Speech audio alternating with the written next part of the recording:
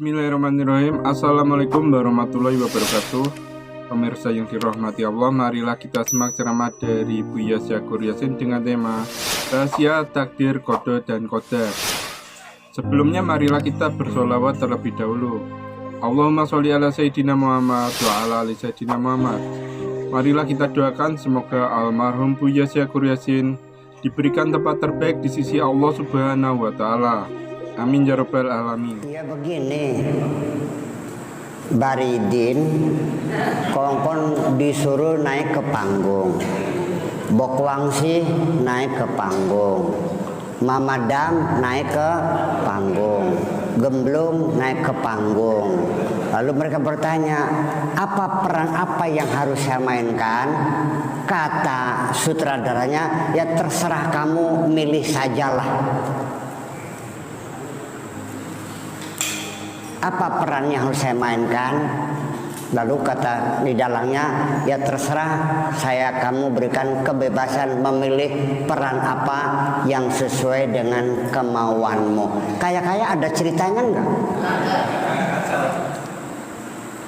Enggak mungkin. Kalau begitu ya Allah kacau dong kalau begitu mah. Betul enggak? Sekarang ketika di panggung, Bokwangsi melawan sama Mamadam. Begitu pisang orang ngarip dilemparkan, lemparkan lagi ke mukanya lagi. Blok-blok siraku. Gitu. Kira-kira ceritanya bagus nggak? Iya, itu persoalannya. Jadi nanti di penghujungnya, Bung, jangan berebut ingin memainkan peran, tapi yang penting jangan berebut posisi hidup nih. Cobalah kita berebut mencari fungsi. Itu akan menjadi indah hidup ini. Ya, artinya peran apapun yang Allah berikan kepada kita, kita terima saja. Sami'na wa ata'na ghufranaka rabbana wa ilaikal masir. Sami'na, siap kami terima segala keputusanmu, saya perannya sebagai apapun jadi. Watokna, dan akan saya jalani peran saya sebisa-bisa saya.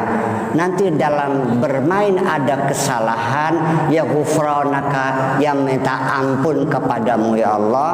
Nanti setelah selesai main, wa ilaikal masir, engkau yang menentukan siapa di antara kami yang mendapatkan piala citra. Oke? Jadi persoalan qadar dan qadar ini, ya karena saya waktu itu belum lahir ya, kayak tadi gini. Saya kira Mu'tazilah juga akan paham kalau saya ngomong ini. Ya, jadi artinya bahwa dulu orang Islam itu terbelah dua menghadapi rukun iman yang keenam ini. Ahli sunnah wal jamaah tetap mengakui qada dan qadar sebagai rukun iman yang keenam. Mu'tazilah mengatakan bahwa rukun iman hanya 5 saja, qada dan qadar bukan rukun iman. Sehingga cara berpikir seperti itulah namanya pikiran Mu'tazilah. Silakan Anda bebas, mau percaya boleh qada qadar, mau tidak percaya juga boleh.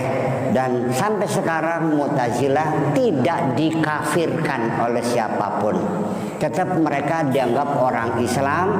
Menolak qada dan qadar tidak menjadi alasan mereka disebut orang kafir. Boleh, silakan. Kun anta mu'tazilian. Silakan Anda boleh jadi Mu'tazilah, dan Allah semoga mengampuni Anda gitu. Ya, enggak ada masalah gitu. Ini juga orang Mu'tazilah sendiri juga bukan sembarangan. Bahkan hampir 80% ilmu pengetahuan, produk peradaban Islam semua di tangan orang Mu'tazilah. Hebat kan? Nahwu, shorof, balaghah, mantiq semuanya Mu'tazilah kok. Iya, kalau Ahlussunnah wal Jamaah produknya fikih. Munculnya menjadi fuqaha, tapi kok al-falasifah, ahli kosmologi, ahli anatomi, ahli antropologi, ahli sosiologi, itu semuanya kebanyakan adalah orang-orang Mu'tazilah, yaitu kelompok rasional.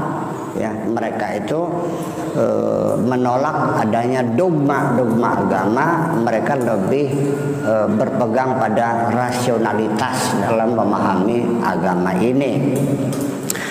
Saya ingin menambahkan, ingin membuktikan, saya tidak bicara dengan teori, tapi bicara dengan fakta. Apakah betul qada dan qadar itu ada? Mari dengarkan baik-baik.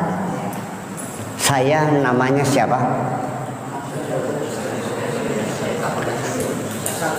Syakur Yasin. Gelem busung.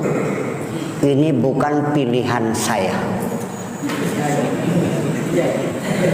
Ya, kalau saya milih namanya Bambang Suhartono.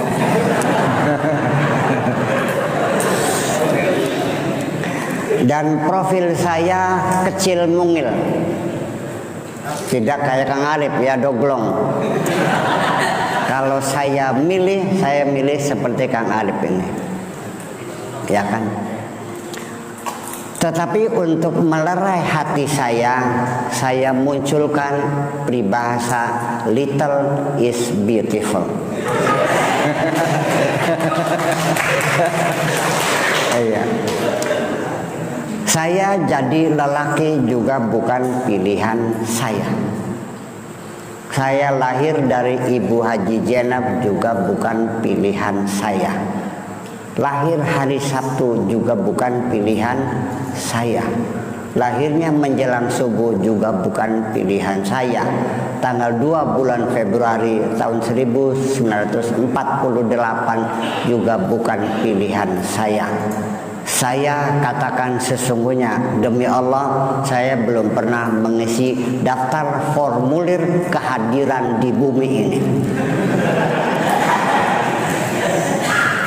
Kalau waktu itu saya dikasih milih dari mana engkau ingin keluar, saya akan mengatakan saya ingin keluar dari perutnya Ibu Tin Soeharto.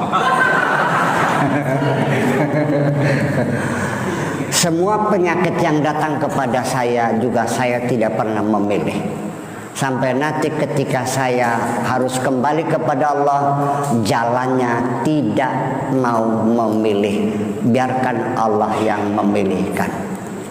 Apakah kena kanker, ketabrak mobil, ya, ketindihan batu besar, apakah tenggelam, saya tidak boleh beli tambang untuk menggantung diri. Saya tidak boleh memilih jalan kematian saya. Saya tidak boleh beli racun untuk menghabisi hidup saya. Saya serahkan bagaimana Allah yang terbaik.